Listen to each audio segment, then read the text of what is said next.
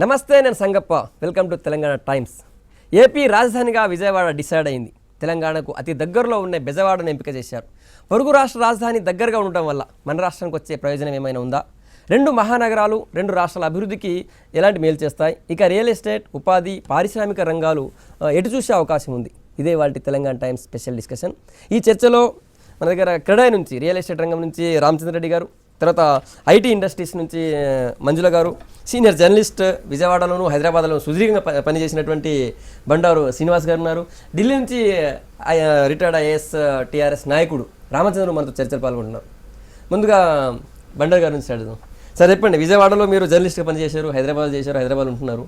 విజయవాడ రాజధానిగా రావడం వల్ల తెలంగాణ రాష్ట్రానికి వచ్చేటువంటి ప్రయోజనాలు ఎలా ఉంటాయి? రెండు రాష్ట్రాల అభివృద్ధికి విజయవాడ ఉండడం వల్ల ఎలాంటి మేలు జరిగే అవకాశం ఉంటుంది? ఇప్పుడు రాష్ట్ర విభజన అంటూ జరిగిపోయిందండి. ఆ విభజన అనంతరం వచ్చినటువంటి పరిణామాలని ఎవరికి వాళ్ళు చాలా మంచిగా రెండు రాష్ట్రాలకు పనికొచ్చేట్టుగా చేయడంలోనే వాళ్ళ రాజకీయ విజ్ఞత అనేది ఉంటుంది. ఇంకా విడిపోవటం వరకు ఏ పోట్లాట్లు పెట్టుకున్నా పర్వాలేదు, కానీ విడిపోయిన తర్వాత మాత్రం కలిసి ఉండడానికే ప్రయత్నం చేయాలి. అది మాత్రం చాలా అవసరం. ఎందుకంటే ఒకళ్ళ మీద పరస్పరాధేయంగా ఉండాల్సిన రాష్ట్రాలు ఇవి ఇరుగు పొరుగు రాష్ట్రాలు. నీళ్ల మీద, కరెంటు మీద, వీటి కోసం రకరకాలుగా ఇవాళ ఆంధ్ర రాష్ట్రం విడిపోయినా కూడా, వేరే ఉన్నా కూడా, ఇది చిన్న జబ్బు వచ్చినా చితకొచ్చినా ఇవాళ కార్పొరేట్ హాస్పిటల్స్ అన్నీ ఇక్కడ ఉన్నాయి, మంచి విద్యా సంస్థలన్నీ హైదరాబాద్లో ఉన్నాయి. అలానే కరెంటు, నీళ్లు కావాలంటే అటేపు చూడాల్సిన పరిస్థితి. కాబట్టి ఇవాళ ఇంకా దాన్ని ఏదో పిల్లి ఎలకలాగా పోట్లాడుకోవడం మానేసి ఇక ఒకళ్ళ నుంచి మనం ఎంతవరకు మన వల్ల వాళ్ళకి ఏమి ఉన్నాయి వాళ్ళని కనుక్కోవటం, వాళ్ళ నుంచి. ఎందుకంటే ఇవేమి ఇరుగు పొరుగు దేశాలేం కాదు, ఒక దేశంలో ఉన్నటువంటి రెండు రాష్ట్రాలు, నిన్న మొన్నటిదాకా కలిసి ఉన్న రాష్ట్రాలు. కాబట్టి ఆ రకంగా భేషజాలం పెట్టుకోకుండా చంద్రశేఖరరావు గారు అన్నట్టుగా ఆ పద్ధతిలో పోవాలి. ఏంటి ఆయన అన్నాడు, అవసరమైతే మేము బందర్ పోర్టు వాడుకుంటాం అన్నాడు. ఎక్కడైనా వాడుకోవచ్చు, మనం పోయి నిన్న మొన్నటిదాకా విశాఖపట్నం చేసుకున్నాం. కాబట్టి ఇవన్నీ ఒక దేశంలో భాగమైనప్పుడు, అంతర్భాగమైనప్పుడు ఆ రకమైనటువంటి ఒక జాతీయ దృక్పథాన్ని, విశాల దృక్పథాన్ని ప్రదర్శించాలి. కానీ ఆ సంకుచిత మనస్తత్వాలకి తగ్గించుకోవాలి. అయిపోయింది, రాష్ట్ర విభజన పూర్తయిపోయింది. ఇంకా వాటిని వేలాడుతూ కూర్చోవడం వల్ల రెండు రాష్ట్రాలకు ఇబ్బంది. అది రెండు రాష్ట్రాలకు కూడా క్యాపిటల్ ఆల్రెడీ తెలంగాణకు హైదరాబాద్ క్యాపిటల్గా ఉంది. అక్కడ కూడా క్యాపిటల్ ఏది అన్న టైంలో విజయవాడ అనేది వచ్చేది. అది ఒకటి ఆ నిర్ణయం తీసుకున్న విషయంలో, అది వాటిని అనౌన్స్ చేసిన విషయంలో కొంతమందికి చాలా రిజర్వేషన్స్ ఉన్నాయి. కానీ దాన్ని ఏం తప్పు పట్టడం లేదు. ఇంకొకటి ఏంటంటే, విడిపోయిన రాష్ట్రానికి రాజధాని, విడిపడ్డ రాష్ట్రానికి రాజధాని కూడా దగ్గరలో ఉండటం అనేది కూడా చాలా ఉపయోగకరంగా ఉంటుంది. మధ్య అంత కలిపి 250 కిలోమీటర్ల దూరం కూడా లేదు. కాబట్టి రేపు పొద్దున భవిష్యత్తులో ఇలాంటి ఇచ్చిపుచ్చుకోవడానికి కానీ, మాట్లాడుకోవడానికి కానీ, ఒక సౌహార్ద సంబంధాలకు కానీ, ఏదో ఇటొకళ్ళు అటొకళ్ళు, ఉత్తర ధ్రువం దక్షిణ ధ్రువం కాకుండా ఇది ఒక రకమైనటువంటి మంచి ఏర్పాటు కింద రావాలి. అది నగరం మంచిగా మళ్ళీ అభివృద్ధి చెంది హైదరాబాద్ లాగా అభివృద్ధి చెందేంత వరకు వీళ్ళ సహకారం వాడకుంటుంది, వాళ్ళ సహకారాన్ని వీళ్ళు తీసుకోవాలి. రామచంద్ర గారిని అడుగుతాం. రామచంద్ర గారు, మీరు చెప్పండి, మీరు ఎట్లా చూసిన విజయవాడ రాజధానిగా రావడం వల్ల మన రాష్ట్రానికి ప్రయోజనాలు ఎలా ఉంటాయి? తర్వాత రెండు రాష్ట్రాల మధ్యన ఈ రాజధాని దగ్గర ఉండడం వల్ల వ్యాపార, తర్వాత సామాజిక, ఆర్థిక సంబంధాలు ఎట్లా ఉండే అవకాశం ఉంటుంది? న్యాచురల్గా రెండు అంటే పాజిటివ్. ముందుకు వస్తాను. ఢిల్లీ నుంచి రామచంద్ర గారు. సేమ్ రామచంద్ర రెడ్డి గారు, రామచంద్ర రెడ్డి రైట్ సార్, అదే కన్ఫ్యూజన్. మీరే మాట్లాడండి సార్. నమస్కారం. మొట్టమొదటిగా ఆంధ్రప్రదేశ్ ప్రజలందరికీ శుభాకాంక్షలు తెలుపుతున్నాను. వాళ్ళకు రాజధాని ఏర్పడింది, రాజధాని పట్టణం కూడా నిర్ణయించడం జరిగింది, జాగా కూడా నిర్ణయించడం జరిగింది. అది మన అందరికీ, తెలుగు ప్రజలందరికీ, తెలంగాణ వాళ్ళకి, ఆంధ్రప్రదేశ్ వాళ్ళకి అందరికీ సంతోషదాయకం.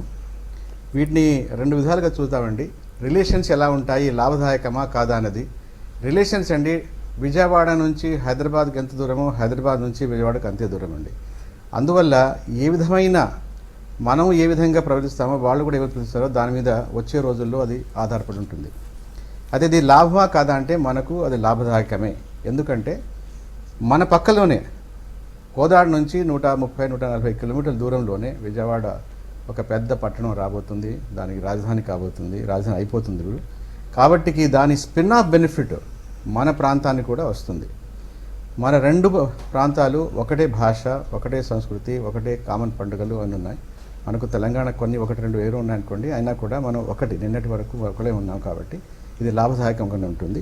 మనం కూడా అక్కడ జరిగే ప్రగతి మీద, అది రియల్ ఎస్టేట్ అయినా కావండి, కమర్షియల్ కావండి, ఇండస్ట్రియల్ అయినా కావండి, దానివల్ల స్పిన్ ఆఫ్ బెనిఫిట్ తెలంగాణకి కంపల్సరీగా ఉంటుంది. ఇవాళ కూడా చూస్తే మనం రాకపోకలు ఉన్నాయి. విజయవాడ నుంచి హైదరాబాద్కి రోజుకు దాదాపుగా డజన్నర ట్రైన్లు కానీ వందల వేలలో బస్సులు కానీ విమాన సర్వీసులు కానీ అన్నీ ఉన్నాయి. సో రాకపోకళ్ళు ఉన్నాయి. సో దాని స్పిన్ ఆఫ్ బెనిఫిట్ వస్తుంది.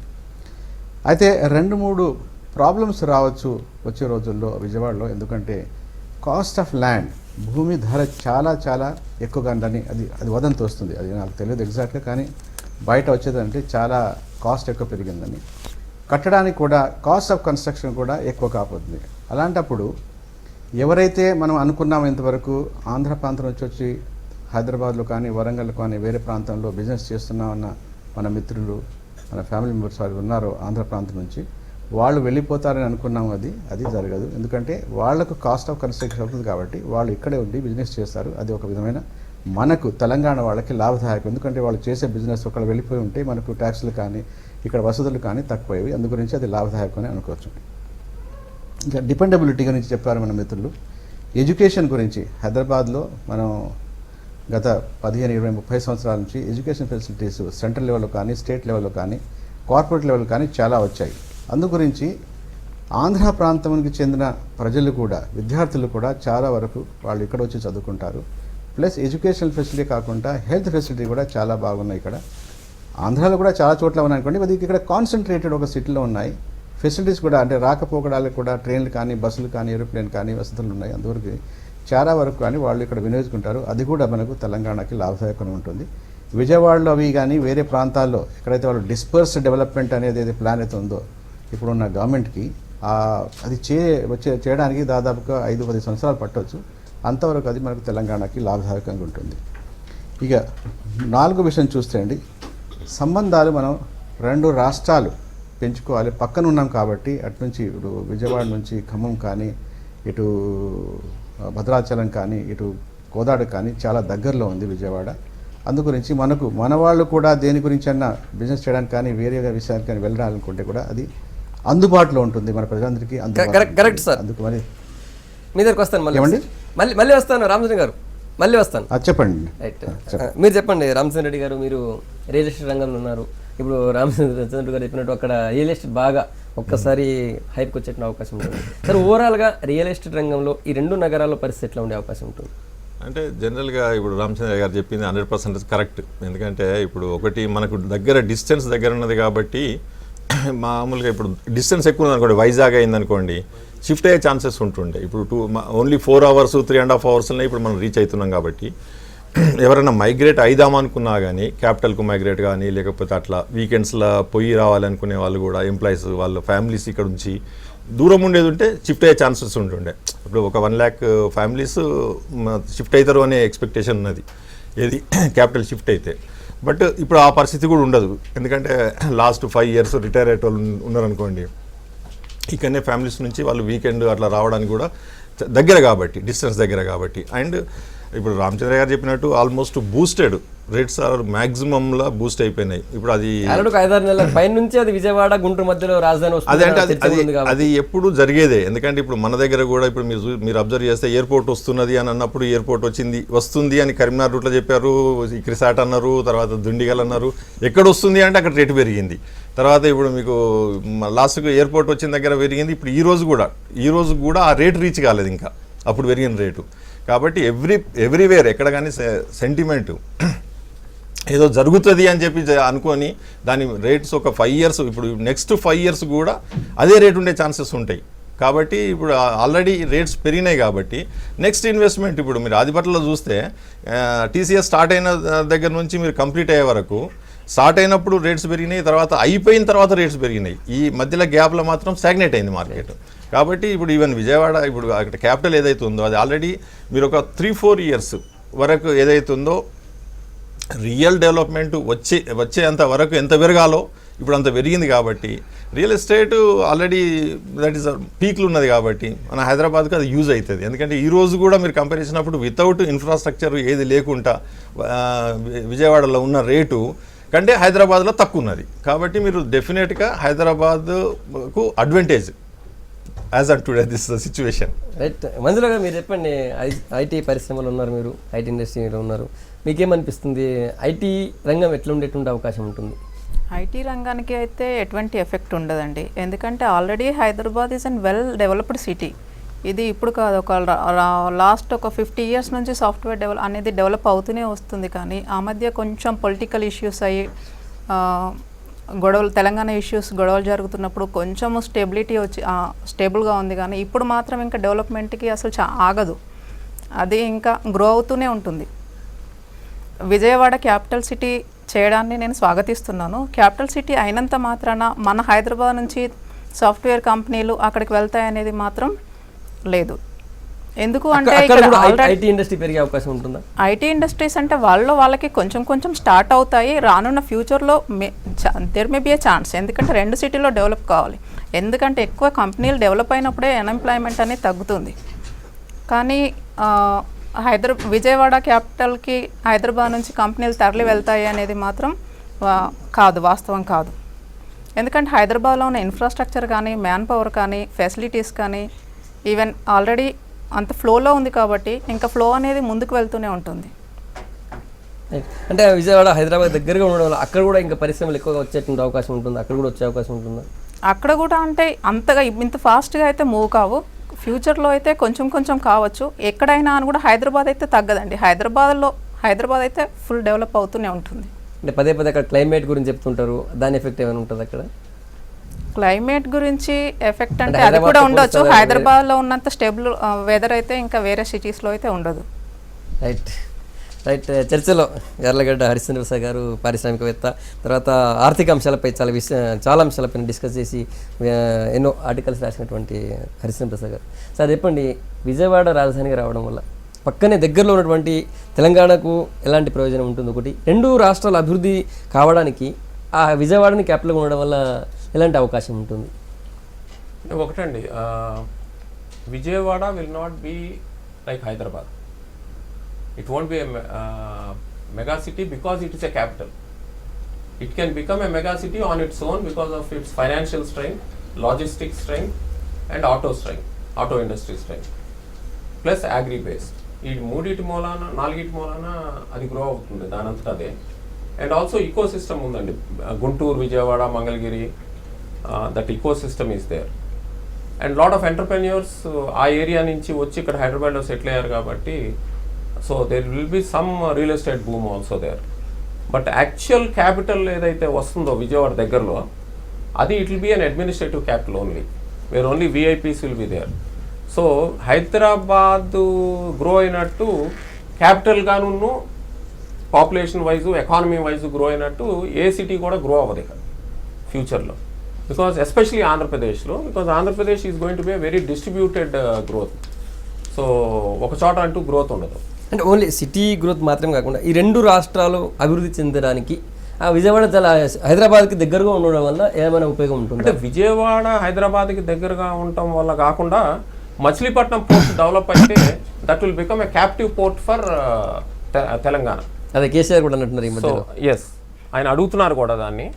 సో ఏంటంటే స్ట్రైట్ 350 కిలోమీటర్స్లో 6 lane రోడ్ కనుక ఉంటే within 3 hours, 3.5 hours you can be there.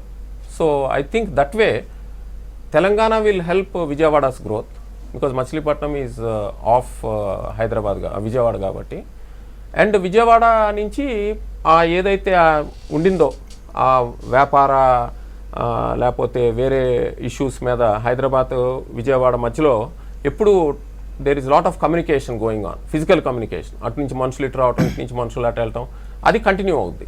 ఒక విధంగా చెప్పాలి అంటే ఆ స్నేహ ఏదైతే ఉందో, ద రిలేషన్షిప్ హైదరాబాద్కి విజయవాడకు మధ్యలో ఏదైతే రిలేషన్షిప్ ఉందో, I think that will continue అండి. ఓకే, ఆ ట్రాన్స్పోర్టేషన్ కంటిన్యూ, ఈ వీళ్ళు అటు నుంచి అటు పోవడం ఇది ఉంది కదా, ఇది ఇంకా పెరిగే అవకాశం ఉంటుంది అనిపిస్తుంది. అంటే యాజ్ ది ఎకానమీస్ గ్రో డెఫినెట్గా పెరుగుద్దండి. And I see Vijayawada Andhra Pradesh economy will grow now. ఒక్కటిసారి ఇప్పుడు హైదరాబాద్ నుంచి విజయవాడ జస్ట్ 250 కిలోమీటర్ల దూరం, అంతకంటే ఎక్కువ లేదు. సో ఈ కారిడార్లో బాగా పరిశ్రమలు వచ్చేటువంటి అవకాశం ఉంటారు, తెలంగాణ కావచ్చు, అటు ఆంధ్రప్రదేశ్ డెఫినెట్గా వస్తాయి, మధ్యలో వస్తాయి. 2 మహాపట్టణాల మధ్యలో there will be lot of activities. ఇంకోటి మీరు అబ్జర్వ్ చేయాల్సింది ఏంటంటే ఈ రెండింటి మధ్యలోనూ డ్రై ల్యాండ్స్ ఉన్నాయి. సో అది major advantage. So dry lands ఉన్నాయి, గవర్నమెంట్కి కూడా చాలా ల్యాండ్స్ ఉన్నాయి, అటు ఆంధ్ర సైడ్ ఉన్నాయి, ఇటు తెలంగాణ సైడ్ కూడా ఉన్నాయి. కాబట్టి డెఫినెట్గా ఈ ఏరియాలో ఇండస్ట్రీస్ వచ్చే ఆస్కారం ఉంది. Right sir. చర్చలో ఉషా గారు ఉన్నారు, సామాజికవేత్త. ఉషా గారు, మీకేమనిపిస్తుంది విజయవాడ క్యాపిటల్ కావడం వల్ల, అంటే పొరుగు రాష్ట్రంలో దగ్గరగా ఉండడం వల్ల ఈ రెండు రాష్ట్రాల మధ్యలో మానవ సామాజిక సంబంధాలు ఎట్లా పెరిగే అవకాశం ఉంటుంది? అక్కడ డిసైడ్ అయిపోయింది ఆల్రెడీ క్యాపిటల్. సామాజికంగా చూస్తే ప్రాంతాలు వేరైనా ప్రజలు వేరు కాదని, కావడి కొండల్లాగా కలిసి ఉండాలని ఈ ఉద్యమం సాగుతున్నంతసేపు మేము ఆంధ్ర నుంచి సంఘీభావంగాను రెండు రాష్ట్రాల వైపు కూడా మాట్లాడాం. ఇప్పుడు కావాల్సింది ఏంటంటే రాజధాని నిర్మాణం, బెజవాడ నిర్ణయం అయిపోయింది.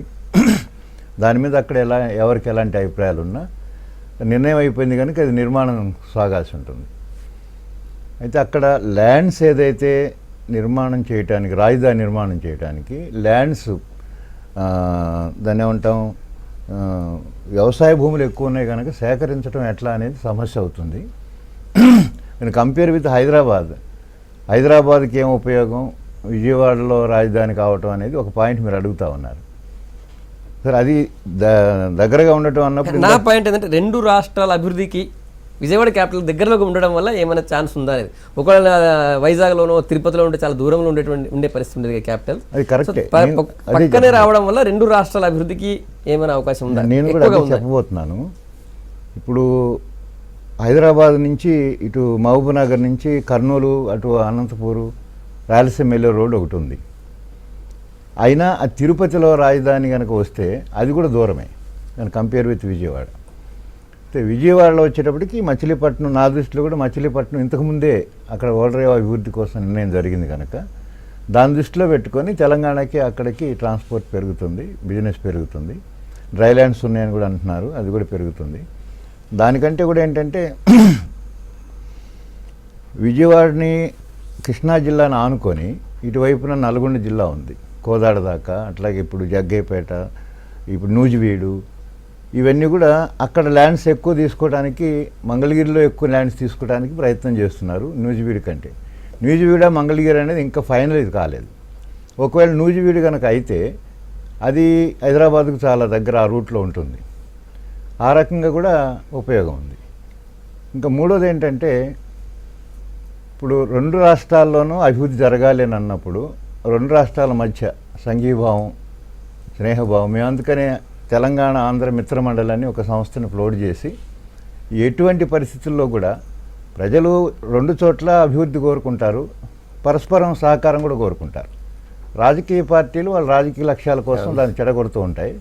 దాని నుంచి మనం కాపాడే పాత్ర నిర్వహిస్తే అభివృద్ధికి ఎక్కడెక్కడ స్కోప్ ఉందో అదంతా చేయొచ్చు. ఇంకొక విషయం ఏంటంటే హైదరాబాద్ నుంచి ఇంతకుముందు హరిచంద్ర ప్రసాద్ గారు చెప్పారు, ఇప్పుడు ఈ విజయవాడ క్యాపిటల్ అనేది నాట్ ఓన్లీ విజయవాడ, మంగళగిరి, తెనాలి, గుంటూరు, ఇది ఆ సర్కిల్. ఈ సర్కిల్లో ఆ ప్రాంతం నుంచే ఎక్కువ మంది ఇక్కడికి వచ్చి పెట్టుబడులు పెట్టిన వాళ్ళు ఉన్నారు ఎర్లీ స్టేజ్లో. లేటర్ స్టేజ్లో రాయలసీమ నుంచి కూడా వచ్చారు, రాజశేఖర రెడ్డి పీరియడ్లో ఇంకా వచ్చారు. అక్కడ నేను అనేది ఏంటంటే హైదరాబాద్ నుంచి అక్కడ పెట్టుబడులు పెట్టినటువంటి వాళ్ళు, అక్కడి నుంచి ఇక్కడికి వచ్చి పెట్టుబడులు పెట్టిన వాళ్ళు ఇక్కడ కంపెనీలు ఎత్తేసుకొని పెట్టుబడులను అక్కడ తరలిస్తారు అని ఒక ఆర్గ్యుమెంట్ ఉంది.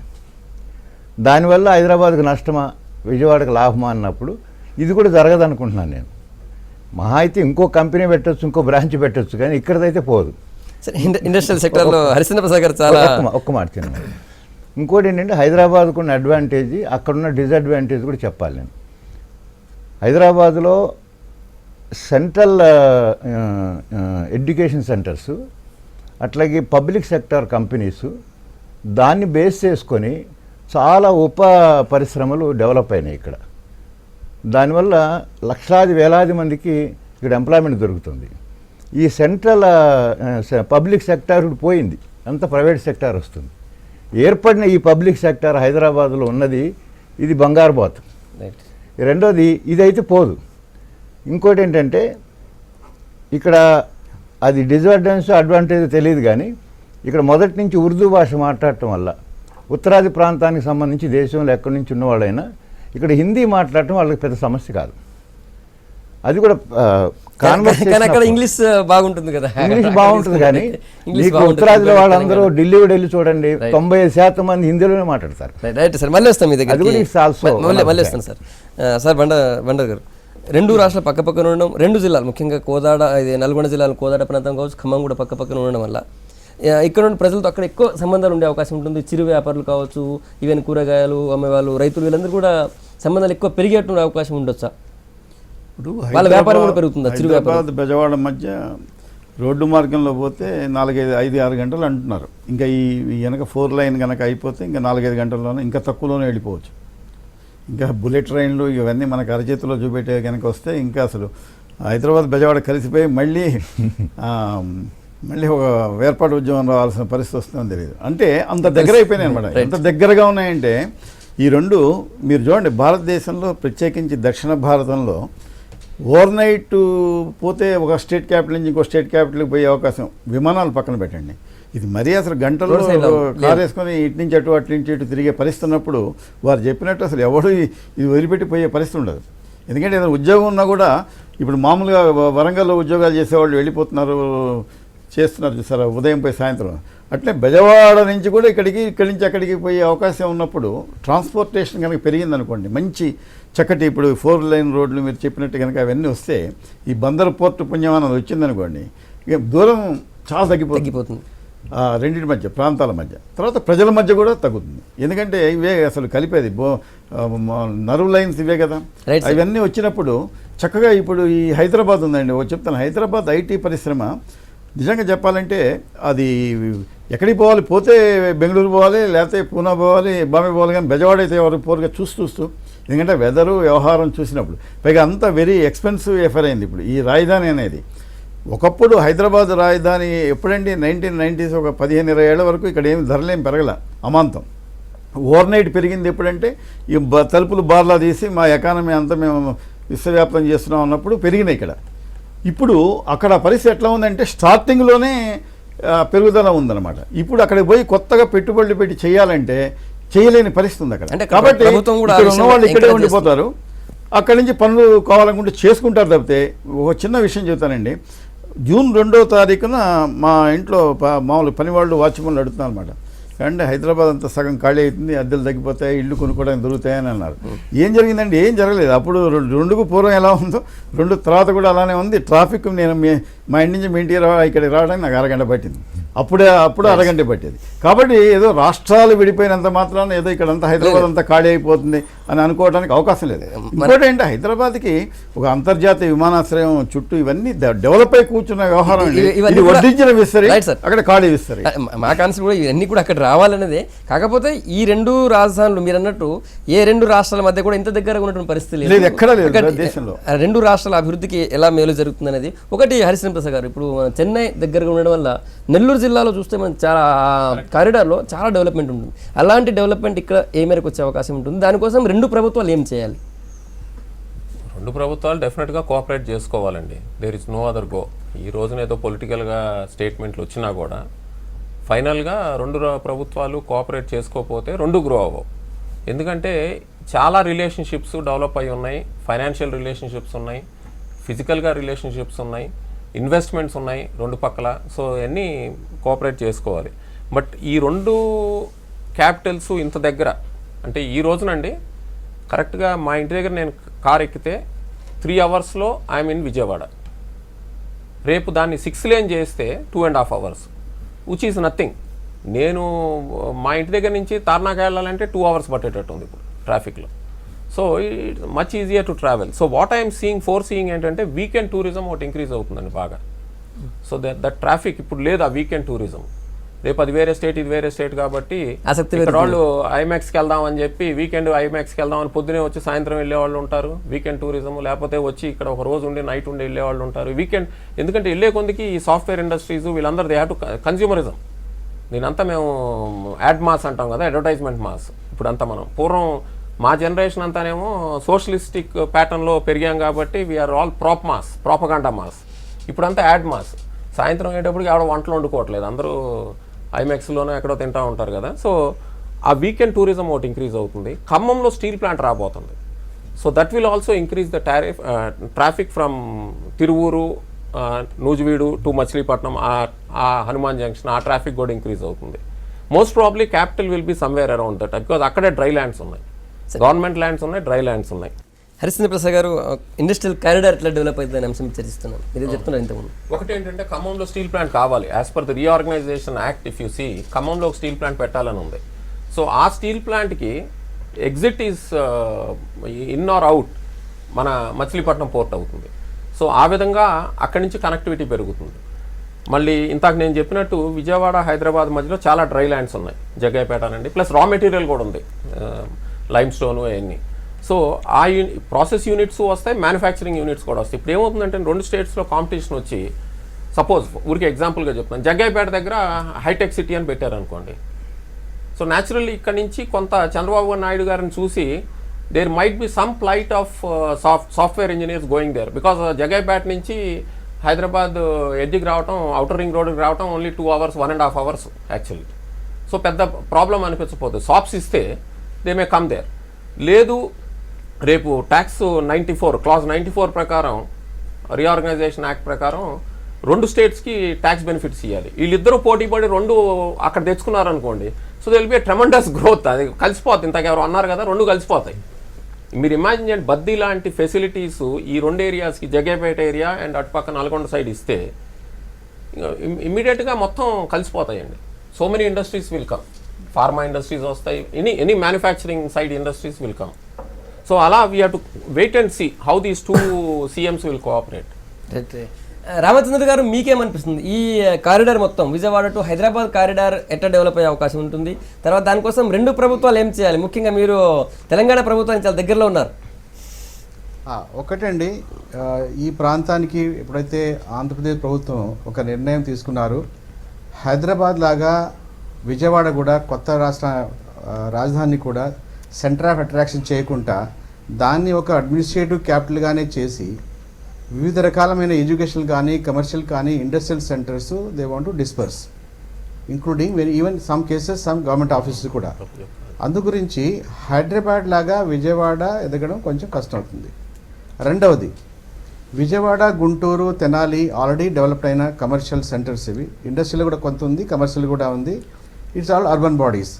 సో అది త్వరగా పెరగడానికి, కమర్షియల్ సెంటర్గా కానీ అలా పెరగడానికి కొంచెం ఆస్కారాలు ఉన్నాయి. ఎందుకంటే వాళ్ళు కావాలని అక్కడ ఇండస్ట్రీస్ తేవకూడదని అనే ఒక నిర్ణయానికి వాళ్ళు తీసుకుంటున్నారు. మరి అది ఎంతవరకు వాళ్ళు ఇంప్లిమెంట్ చేస్తారో, అమలు చేస్తారో అది చూడాలి. కానీ ఈ ఇండస్ట్రీస్ మాత్రం వేరే చోటికి, విజయవాడ, తిరుపతి కానీ, ఇటు విశాఖపట్నం కానీ, రాజమండ్రి కానీ, ఇటు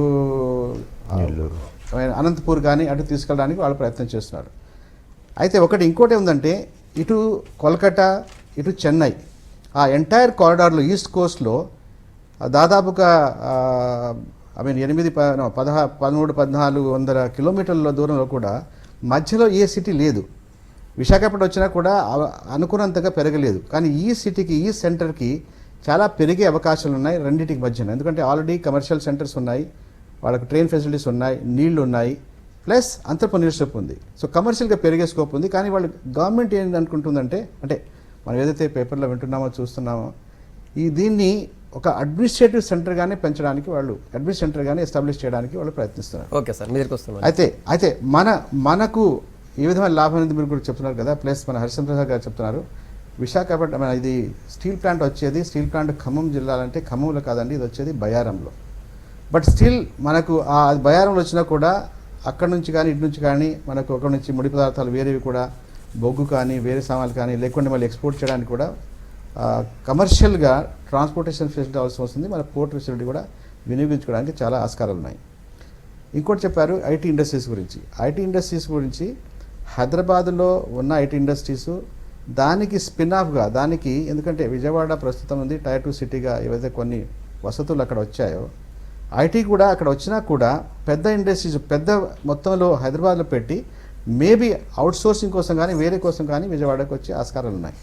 ఒక్క నిమిషం రామచంద్ర గారు, అదే ఐటీ గురించి, ఐటీ ఇండస్ట్రీలో మంజుల గారు చెప్తారు. మంజుల గారు చెప్పండి, ఒకవేళ ఐటీ ఇండస్ట్రీస్ అక్కడికి వస్తే హరిశ్చంద్ర ప్రసాద్ గారు చెప్పినట్టు అక్కడ నుంచి ఇక్కడికి ట్రాన్స్పోర్టేషన్ పెరిగే అవకాశం ఉంటుంది, అప్ అండ్ డౌన్ చేసే అవకాశం ఉంటుంది అంటున్నారు. అలాంటి ఛాన్స్ ఉంటుందా? అవునండి, ట్రాన్స్పోర్ట్ చేసే ఛాన్సెస్ ఉంటాయి. అంటే వెళ్తూ ఉంటారు, కావాలి అంటే అక్కడ వాళ్ళు ఒక బ్రాంచ్ స్టార్ట్ చేసుకుంటారు. బట్ టోటల్ ఆఫీస్ అయితే అక్కడికి షిఫ్ట్ చేయరు, చిన్నగా అక్కడ బ్రాంచ్ స్టార్ట్ చేసుకుంటారు. ఎందుకంటే ఇక్కడ ఉన్నంత ఎక్స్పీరియన్స్డ్ రీసోర్సెస్ అక్కడ వాళ్ళకి దొరకవు. ఇప్పుడు మేము కూడా ఏంటి అంటే టీటా తరపున ఇప్పుడు ఒకటి స్టార్టప్స్కి ఎంకరేజ్మెంట్ కోసం మనం ఒకటి స్టార్ట్ చేస్తున్నాము, ఒక వింగ్ ఒకటి స్టార్ట్ చేస్తున్నాము. ఎవరైతే కంపెనీ స్టార్ట్ చేయాలనుకుంటున్నారో, సపోజ్ సాఫ్ట్వేర్ కంపెనీస్ కానీ ఇంకేమైనా చిన్న చిన్నగా డెవలప్ చేయాలనుకున్న వాళ్ళని మేము ఎంకరేజ్ చేస్తూ వాళ్ళకి ట్రైనింగ్ ఇంక్యుబేషన్ ఒకటి పెట్టేసి, ఈవెన్ కేటీఆర్ గారు కూడా దానికి సపోర్ట్ చేస్తున్నారు. రీసెంట్గా తనని కలిసినప్పుడు మాట్లాడితే తను కూడా చెప్పారు, సో ఎక్స్పాండ్ చేయాలనుకున్న వాళ్ళకి ఎక్స్పాండ్ చేయాలనుకున్న వాళ్ళకి ఛాన్సెస్ ఉన్నాయి, స్టార్ట్అప్ చేయాలి అనుకునే వాళ్ళకి కూడా ఛాన్సెస్ ఉన్నాయి. రైట్. రామచంద్ర రెడ్డి గారు మీరు చెప్పండి, ఇప్పుడు అక్కడ బాగా ఇన్ఫ్రాకి చాలా అవకాశం ఉంటుంది, ఆల్రెడీ అక్కడ గవర్నమెంట్ కూడా బాగా ఎంకరేజ్ చేస్తుంది. సో దాని ఎఫెక్ట్ ఎట్లా ఉంటుంది ఇటువైపు, రెండోది అక్కడ గ్రోత్ ఎట్లా ఉంటుంది? యాక్చువల్గా ఏంటంటే ఏదైనా కానీ ఇప్పుడు మనకు హైటెక్ సిటీ 1995 వచ్చింది కదా, వచ్చినాక ఆల్మోస్ట్ ఒక 5 years వరకు అవి మన దగ్గర మార్కెట్ అంటే గ్రోత్ లేదు, ఆల్రెడీ బూస్ట్ అయింది, తర్వాత గ్రోత్ లేదు. ఇప్పుడు ఈ రోజు కూడా అక్కడ ఇన్ఫ్రాస్ట్రక్చర్ డెవలప్ కావడానికి మినిమం 4 to 5 years పడుతుంది, అది కూడా చాలా ఫాస్ట్గా చేస్తే, లేకపోతే it will take 8 to 10 years. కాబట్టి ఇమ్మీడియట్గా ఏదైతుందో ఇప్పుడు ఏదో వస్తున్నది, ఏదో జరగబోతున్నది అనే చాలా మంది ఎక్స్పెక్ట్ చేస్తున్నారు. కాబట్టి ఆ గ్రోత్ అది రావడానికి చాలా టైం ఉంటుంది. అదే హైదరాబాద్లో ఆల్రెడీ ఇన్ఫ్రాస్ట్రక్చర్ ఉన్నది కాబట్టి డెఫినెట్గా అక్కడ మీరు టైం పడుతుంది. Maybe it will take 4 to 5 years. ఇక్కడ హైదరాబాద్ బేస్డ్ అక్కడ ఆపరేషన్ చేసే అవకాశం ఉంటుంది రియల్ ఎస్టేట్ కంపెనీస్ అని ఏమైనా? కంపెనీస్ అంటే ఇప్పుడు మీకు యాక్చువల్గా అక్కడ ఫస్ట్ ఇన్ఫ్రాస్ట్రక్చర్ కావాలి. ఇప్పుడు మనకు without drainage, without roads, without అంటే ఎయిర్పోర్ట్ లేకుండా ఇప్పుడు మీకు ఇప్పుడు మన దగ్గర శంషాబాద్ ఎయిర్పోర్ట్ వచ్చినాక కూడా మీకు దాని ఇంపాక్ట్ హైదరాబాద్ మీద అంటే ఐటీ వాళ్ళు రావడానికి దానికి చాలా ప్రిఫర్ చేశారు. బికాస్ ఆఫ్ లోకల్ పొలిటికల్ దీంతో టీ ఫ్యాక్టర్తోని చాలామంది అంటే ఇక్కడ జరుగుతున్నది అతిగా చూపెట్టినారు కాబట్టి దాంతో కొంతమంది బ్యాక్అవుట్ అయినారు. దాంతో పూణే, చెన్నై, బెంగళూరు అన్నీ గ్రో అయినాయి. ఇప్పుడు మీరు నేను ఏంటంటే ఇన్ఫ్రాస్ట్రక్చర్ లేకుండా ఏ ఐటీ కంపెనీ కానీ ఏది కానీ అక్కడ ఇమ్మీడియట్గా వచ్చి స్టార్ట్ చేయడం జరగదు. అది హైదరాబాద్లో అన్నీ ఉన్నాయి కాబట్టి ఇక్కడ డెఫినెట్లీ ఇక్కడ ప్రిఫర్ చేస్తారు. అండ్ రేట్స్ కూడా మీరు కంపేర్ చేసినప్పుడు ఇప్పుడు మన దగ్గర హైదరాబాద్లో రెంటల్ కానీ లేకపోతే మీరు టోటల్ అంటే మన ప్రాపర్టీ వాల్యూస్ కానీ అండ్ పర్ స్క్వేర్ ఫీట్ అంటే ఇప్పుడు కమర్షియల్ ఏరియా కానీ రెసిడెన్షియల్ ఏరియా కానీ మీరు విజయవాడ కంటే ఇప్పుడు యాజ్ అండ్ టుడే తక్కువ ఉన్నది. సో విజయవాడలో ఎక్కువ ఉంది, ఇప్పుడు విజయవాడ ఎక్కువ ఉన్నది ఈరోజు. గుంటూరులో మీకు డెఫినెట్ విజయవాడ కంటే గుంటూరులో ఎక్కువ ఉన్నది అండ్ హైదరాబాద్లో తక్కువ ఉన్నది. కాబట్టి డెఫినెట్లీ ఇక్కడ అన్నీ ఉన్నాయి కాబట్టి ఇక్కడనే ప్రిఫర్ చేస్తాడు. అది అది అది వస్తుంది, రాదని కాదు, డెఫినెట్గా ఆడ డెవలప్ అవుతుంది, డెవలప్ కాదనేది కాదు, బట్ టైం తీసుకుంటుంది. కాబట్టి జనరల్గా ఏంటంటే పబ్లిక్ ఎవరైతే ఇన్వెస్ట్ చేస్తున్నారో వాళ్ళు కొద్దిగా అది సార్ మా కాన్సెప్ట్ కూడా ఒకటి వన్ సైడ్ ఒక కొద్దిగా క్రాస్ అవుతుంది అనిపిస్తుంది. 2 రాష్ట్రాలు అభివృద్ధి చెందాలి, 2 సిటీలు అభివృద్ధి చెందాలి. విజయవాడ డెవలప్ అవుతుందా లేదా అని హైదరాబాద్తో పోల్చట్లేదు. అక్కడ విజయవాడ దగ్గరలో రావడం వల్ల 2 రాష్ట్రాల అభివృద్ధికి ఎలా మీరు అడిగిన క్వశ్చన్కే నేను జవాబు చెప్పాను. హైదరాబాద్ ఎలా ఉంటుంది, విజయవాడలో జరగబోతుంది అన్న దానికి. కాబట్టి మీరు బ్యాలెన్స్ ఉండాలంటే అది అక్కడ బ్యాలెన్స్ ఉండాలి కదా. అక్కడ బ్యాలెన్స్ ఉన్నప్పుడే 2 బ్యాలెన్స్ ఉంటాయి. ఇప్పుడు మీరు అనేది ఏంది, అక్కడ ఆల్రెడీ ఏం లేకుండా రేట్ పెరిగింది కాబట్టి హైదరాబాద్లో ఆల్రెడీ రేట్స్ తక్కువ ఉన్నాయి కాబట్టి ఇన్ఫ్రాస్ట్రక్చర్ ఉన్నది ఆల్రెడీ, ఐటీ, వెదర్. ఇప్పుడు మీరు ఎవ్రీబడి అది చెప్పి ఉన్నారు కాబట్టి ఇప్పుడు మనం చెప్పడం వేస్ట్. ఎందుకంటే ఇప్పుడు మీరు హార్డ్వేర్ పార్క్ పెట్టలేరు ఏది విజయవాడలో, ఎందుకంటే హ్యూమిడ్ వెదర్లో మీరు హార్డ్వేర్ పార్క్లు రావు. ఇక్కడ this is a suitable location Hyderabad, dry weather కాబట్టి అవన్నీ ఉన్నాయి. ఓకే ఔషా గారు, ఒక వైజాగ్ ఉందనుకోండి, ఇప్పుడు అటు ఒరిస్సా నుంచి తర్వాత వెస్ట్ బెంగాల్ నుంచి కూడా చాలామంది పేషెంట్స్ కావచ్చు వాళ్ళందరూ వచ్చి వెళ్తుంటారు వైజాగ్కి. ఇటు మనం చెన్నై చూస్తే మన దగ్గర నుంచి నెల్లూరు నుంచి తర్వాత చిత్తూరు నుంచి అక్కడికి వెళ్తుంటారు. మీరు ఇటు బీదర్ వైపు చూస్తే మెదక్ జిల్లాలో ఒక పార్ట్ అంతా బీదర్కి వెళ్తుంది. సో అలాంటి డెవలప్మెంట్ పక్కనే ఉండడం వల్ల ఎంత ఛాన్స్ ఉంటుంది ఇక్కడ? అనంతపూర్ నుంచి కూడా బెంగళూరు వెళ్ళేవాళ్ళు బెంగళూరు రెగ్యులర్గా వెళ్తుంటారు. అది పరిసర ప్రాంతాలను బట్టి ఒక ఓవరాల్గా ఆంధ్ర అవకాశాలు కూడా ఉండాలి. ఆంధ్ర తెలంగాణ ఆ అవకాశం ఏంటంటే ఇరుగు పొరుగు ప్రాంతం కావటం ఒకటే. అయితే ఇరుగు పొరుగు ప్రాంతాలు డెవలప్ అయి ఉంటే వస్తారు. అట్లాంటి డెవలప్మెంట్ ఇరుగు పొరుగు ఇక్కడ కూడా డెవలప్ అయితే రాకపోకలు ఉంటాయి. ఇప్పుడు మాట్లాడుతున్నది ఏంటంటే కొత్తగా ఏర్పడిన రాష్ట్రం కొత్తగా ఒక రాజధాని నిర్మాణం చేస్తున్నప్పుడు అక్కడ డెవలప్మెంటు ఎట్లా వస్తుంది, వెంటనే వస్తుందా, ఆలస్యం తీసుకుంటుందా, ఇంకా అదనపు సమస్యలు ఏమైనా ఉన్నాయనేది ఒకటి. రెండిటికి కంపేర్ చేసి ఈ బ్యాలెన్స్ ఏమైనా అవుట్ అవుతుందా, బ్యాలెన్స్ డెవలప్ అవుతుందా అనేది వేరే విషయం. నేను ఒకటి మెయిన్గా చెప్పదలుచుకున్నది ఏంటంటే ఇప్పుడు అక్కడ అడ్మినిస్ట్రేటివ్ నిర్మాణం జరుగుతుంది విజయవాడ గుంటూరు మధ్య. వాళ్ళు కూడా ఏం చూస్తున్నారంటే రియల్ ఎస్టేట్ బిజినెస్కి ఎక్కువ ఇంపార్టెన్స్ అక్కడ ఇవ్వబడుతుంది. ఆ రియల్ ఎస్టేట్ బిజినెస్కి సంబంధించిన వాళ్ళే అసలు విజయవాడ రాజధానిని చేయటం విషయంలో కూడా చాలా ప్రభావం పడేశారు.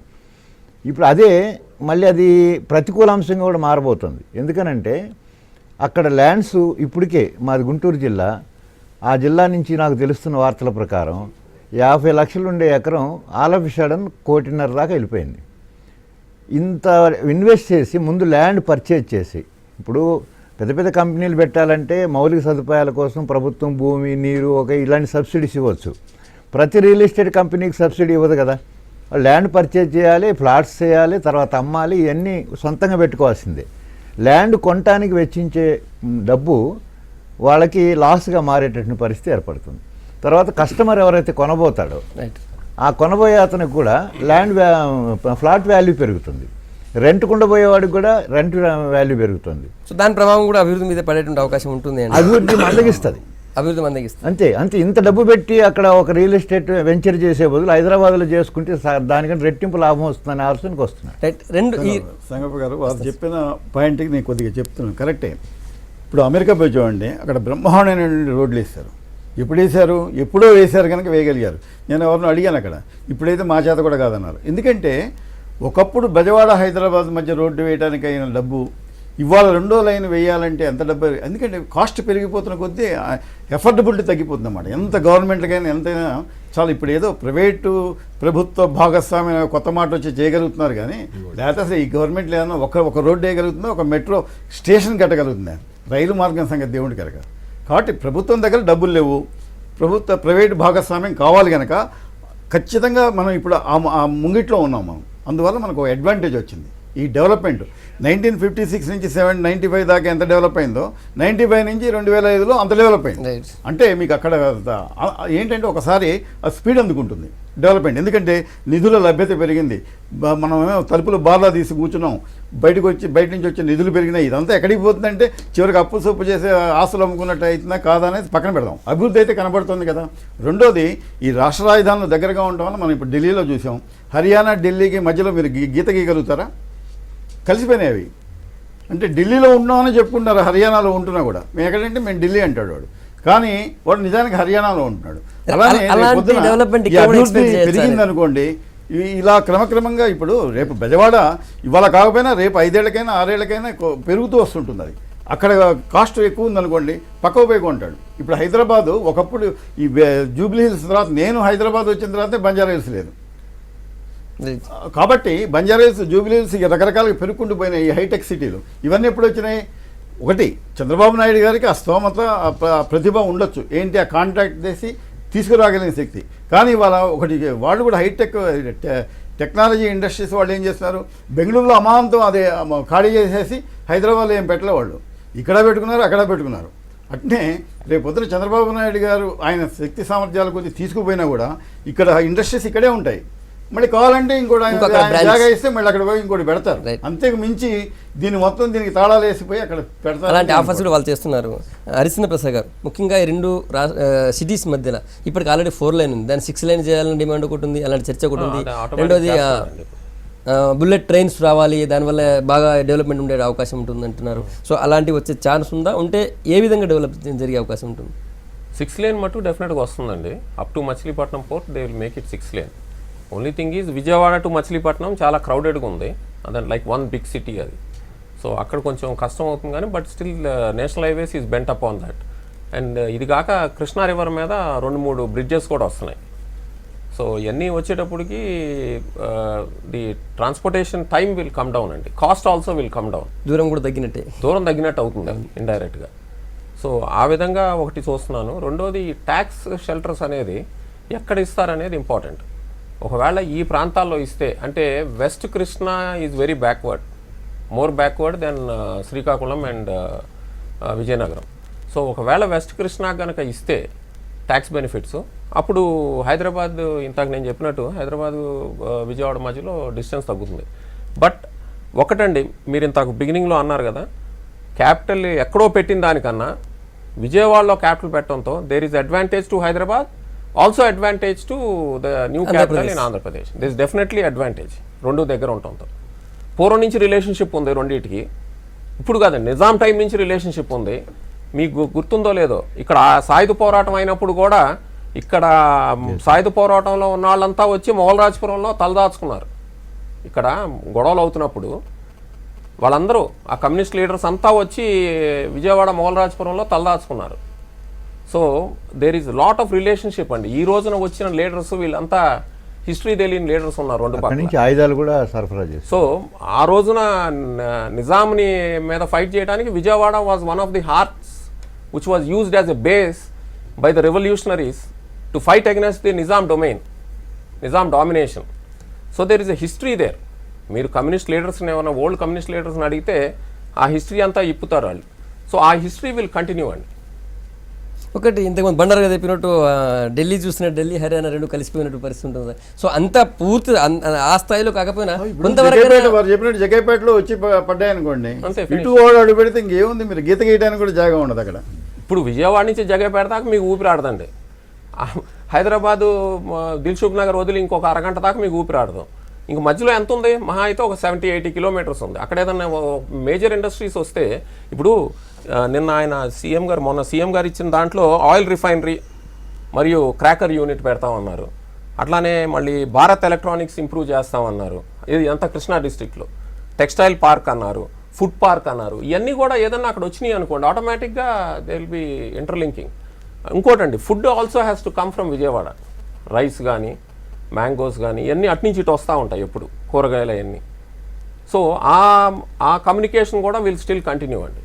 ఒకటి బుల్లెట్ ట్రైన్ ఒకటి రావాలని bullet train there is no bullet train proposal as on today between Vijayawada and Hyderabad అండి. Actually it is not required. ఇప్పుడు ప్రస్తుతం మనకున్న లిమిటెడ్ బడ్జెట్లో ప్రైమ్ మినిస్టర్ మోడీ గారి బుల్లెట్ ట్రైన్ క్వార్టర్లాటరల్ చుట్టూతుంది. అంటే కోస్టల్ కారిడార్లో వస్తుంది ఫస్ట్ ఫేజ్, ఆంధ్రాలో కోస్టల్ కారిడార్లో వస్తుంది.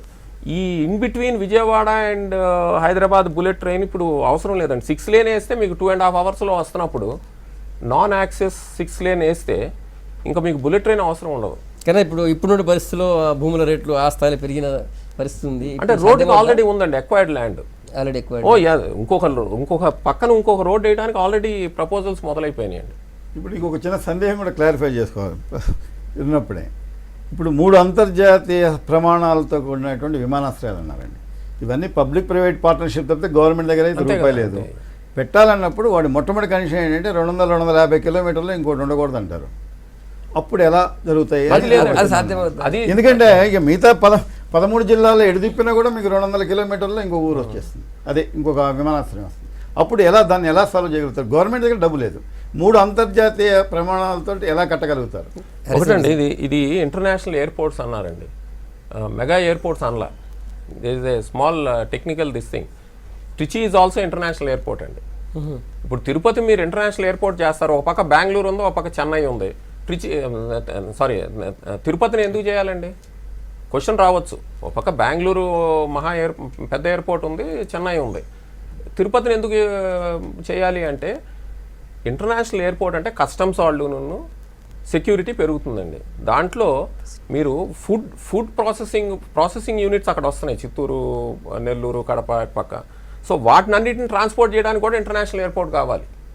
Any out of the country any product వెళ్ళి వచ్చినా కూడా కస్టమ్స్ వాళ్ళు కావాలి అక్కడ. దానికి బాండెడ్ వేర్ హౌసెస్ ఇట్లాంటివి చాలా వస్తాయి అన్నమాట. సో ఆ విధంగా కూడా ఎయిర్పోర్ట్స్ డెవలప్ అవుతాయి. ఇప్పుడు విజయవాడ దగ్గర ఇంటర్నేషనల్ ఎయిర్పోర్ట్ అంటే doesn't mean that it's going to take away the customers or passengers from Hyderabad అని కాదు. దానికి ఉంటుంది. ఎందుకంటే ఒక కాదు కదా, హైదరాబాద్ ఎయిర్పోర్ట్ ప్రైవేట్ వాళ్ళు ఆ కనెక్షన్ ఉంది. అది 250 కిలోమీటర్ల దూరం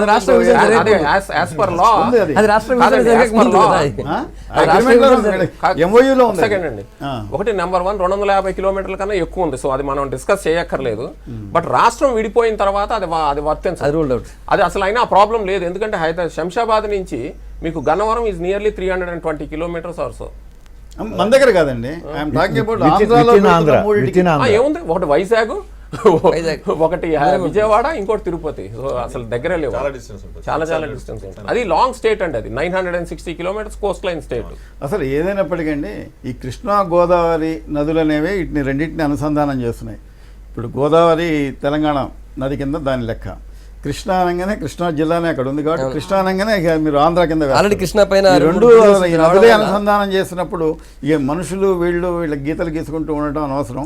గీతలు చెప్పినట్టు, మేడం, అభివృద్ధి అభివృద్ధికి మంచిగా అభివృద్ధిలో అవకాశం భాగస్వామ్యం ఛాన్స్ ఉండాలంటున్నాను. రైట్. ఇక అక్కడి నుంచి రాజకీయాలు పక్కన పెట్టి అభివృద్ధి అప్పుడు బ్రహ్మాండ రాష్ట్రాల కింద వస్తాయి ఇవి రెండు కూడా. ఓకే, ఉషా గారు ఫైనల్ ఒక్కటి చెప్పండి. ఈ రెండు సిటీస్ దగ్గర ఉండడం వల్ల మానవ సంబంధాలు ఎట్లా పెరిగేటువంటి అవకాశం ఉంటుంది, ఛాన్స్ ఎంతవరకు ఉంటుంది? అంటే రెండు క్యాపిటల్ సిటీస్, అది మీరన్న డెవలప్మెంట్ వేరే వేరే దగ్గర ఉండొచ్చు, అది ఐటీ ఒక దగ్గర ఉండొచ్చు, హెల్త్ ఇంకో దగ్గర ఉండొచ్చు, ఇంకేదైనా ఉండొచ్చు, కానీ రెండు రాజధానుల దగ్గర ఉండడం వల్ల ఎలాంటి హ్యూమన్ రిలేషన్షిప్స్ పెరిగే అవకాశం ఉంటుంది? ఇప్పుడు అసలు హ్యూమన్ రిలేషన్స్ నాగరికత పెరిగిందే నదీ తీరాల మీద. ఇప్పుడు నదులే కాకుండా రాజధానులు, రహదారులు అన్నీ పెరుగుతున్నాయి కనుక రాజకీయాలు వద్దన్నా వ్యాపారాలు, ప్రజల యొక్క జీవిత అవసరాలు అన్నిటిని పక్కన పెట్టి కలుపుకుపోతారు. కనుక ఈ డెవలప్మెంట్ అనేది ఇప్పుడు ఈ హైటెక్ నాగరికతని పెంచి మానవ సంబంధాలని అద్భుతంగా అభివృద్ధి చేస్తుంది. రైట్ సార్, చివరి చెప్పండి హరిశ్చంద్ర ప్రసాద్ గారు, ఈ రెండు సిటీలు ఆ స్థాయిలో ఢిల్లీ, హర్యానా స్థాయిలో కూడా డెవలప్ కావాలి అంటే కేంద్ర ప్రభుత్వం నుంచి ఏం ఆశించవచ్చు? ఈ రెండు రాష్ట్రాల ముఖ్యమంత్రులు ఏం చేయాలి? ఒకటి, రెండు రాష్ట్రాల ముఖ్యమంత్రులు దీనికోసమే కాదు, కలవటానికి కోసమే కాకుండా, ఈ రెండు సిటీలు కలవటం కోసమే కాకుండా they should think about the common man అండి. ఇవి రెండు రాష్ట్రాలు కనుక ఫైట్ చేసుకుంటే there is going to be a power issue, there is going to be water issue. So ఈ రెండే they will kill both sides. So అట్లా కాకుండా కోఆపరేట్ చేసుకుని, ప్లస్ తెలంగాణకి పోర్ట్ లేదు, దే నీడ్ సమ్ అవుట్లెట్, ఇక్కడ మ్యానుఫ్యాక్చరింగ్కి they need some outlet. So ఆ పోర్ట్ ఫెసిలిటీస్ కోసం అయినా సరే, సో ఇలా అంటే పోర్టు, పవరు, వాటరు, ఇలా మనం అనుకుంటా పోతే చాలా ఉన్నాయండి. ప్రజలు, టెక్నాలజీ, ఇన్వెస్ట్మెంట్స్. సో వీళ్ళందరూ కోఆపరేట్ అవ్వాలి అంటే ఇద్దరు సీఎంలు కలిసి ఉండాలి. సరే, ఇద్దరు కలిసి ఉంటే సెంట్రల్ గవర్నమెంట్ నుంచి బోల్డ్ ప్రాజెక్ట్స్ తెచ్చుకోవచ్చు. అనుసంధానం చేసుకోవడానికి సెంట్రల్ గవర్నమెంట్ నుంచి బోల్డ్ ప్రాజెక్ట్స్ తెచ్చుకోవచ్చు. ఒక అడ్వాంటేజ్ హైదరాబాద్కి ఏంటంటే ఆ క్యాపిటల్ దగ్గరలో ఉండటంతో, ఆంధ్రప్రదేశ్ క్యాపిటల్ దగ్గరలో ఉండటంతో హైదరాబాద్కి అడ్వాంటేజ్ ఉంది, జాగ్రత్తగా ఉండకపోతే డిసడ్వాంటేజ్ ఉంది. ఎలా అంటున్నానంటే జాగ్రత్తగా ఉండలేదు, ఇక్కడ పవర్ కట్స్ ఉన్నాయి అనుకోండి, అప్పుడు ఆల్రెడీ ఇక్కడ 5-6 గంటలు పవర్ కట్స్ ఉన్నాయి, విజయవాడలో పవర్ కట్ లేదు. మనం ఏదో టెంపరేచర్ అనుకుంటున్నాము, బట్ ఎడ్యుకేటెడ్ పీపుల్ ఎంతమంది రోడ్ల మీద, రైతులు రోడ్ల మీద ఉంటున్నారు, ఆటో తోలేవాడు రోడ్డు మీద ఉంటున్నాడు, రిక్షా దొక్కేవాడు రోడ్డు మీద ఉంటున్నాడు, కానీ ఈ వైట్ కాలర్ జాబ్స్ వాళ్ళు ఎవరు రోడ్ల మీద ఉంటలా, వాళ్ళు ఏసీ రూముల్లో ఉంటారు. ఇంటికి వెళ్ళడంతోనే కూడా ఇప్పుడు ఏసీలు ఉన్నాయి అందరికి బెడ్రూముల్లో. సో వాళ్ళకి అసలు ప్రాబ్లమే లేదండి. పవర్ ఉన్నంతసేపు temperature will not effect them. ఒకవేళ పవర్ టెంపరేచర్సే ఎఫెక్ట్ అయ్యి ఉంటే షికాగో డెవలప్ అయ్యేది కాదు చలికి, టొరంటో డెవలప్ అయ్యేది కాదు, దుబాయ్ డెవలప్ అయ్యేది కాదు, కోలాలంపూర్ డెవలప్ అయ్యేది కాదు. సో టెంపరేచర్స్ అనేది ఏదో ప్రిమిటివ్గా ఓల్డెన్ డేస్లో మనం అగ్రికల్చర్ మీదే డిపెండ్ అయిన రోజుల్లో మాట్లాడాల్సిన విషయం అది. ఈ రోజున విజయవాడ వెళ్తే అసలు మీకు జెమ్స్ ఉండవండి, మీకు ఈ పిచ్చి కోల్డ్లు ఇలాంటివి రావు, పడిసాలు గిడిసాలు పట్టవు, శుభ్రంగా ఉంటారు. రోడ్ల మీద తిరిగితే వడదెబ్బ తగులుతుంది, తిరగకపోతే ఆ ప్రాబ్లం లేదు. సరే, ఈ పరిస్థితిలో రెండు దగ్గర ఉండడం వల్ల రెండు రాష్ట్రాల ప్రభుత్వాలు ఇచ్చిపుచ్చుకున్న ధోరణిలో ఉండాలి. పైగా ఇక్కడ నుంచి అక్కడికే పోర్ట్ ఉపయోగించుకునే అవకాశం ఉంటుంది కాబట్టి అటు కారిడార్లో, అటు ఇండస్ట్రియల్ కారిడార్ పెరిగే అవకాశం ఉంటుంది, రోడ్స్ విస్తరించేటువంటి ఛాన్స్ కూడా ఉంటుందన్నటువంటి అభిప్రాయం కలిగిన చర్చ నుంచి చర్చలో పాల్గొన్న అందరికీ ముఖ్యులందరికీ కూడా ధన్యవాదాలు. రామచంద్ర గారికి కూడా ధన్యవాదాలు ఢిల్లీ నుంచి చర్చలో పాల్గొన్నందుకు. ఇది వాళ్ళ తెలంగాణ టైమ్స్. వచ్చే వారం మళ్ళీ కలుద్దాం. Keep watching V6 news.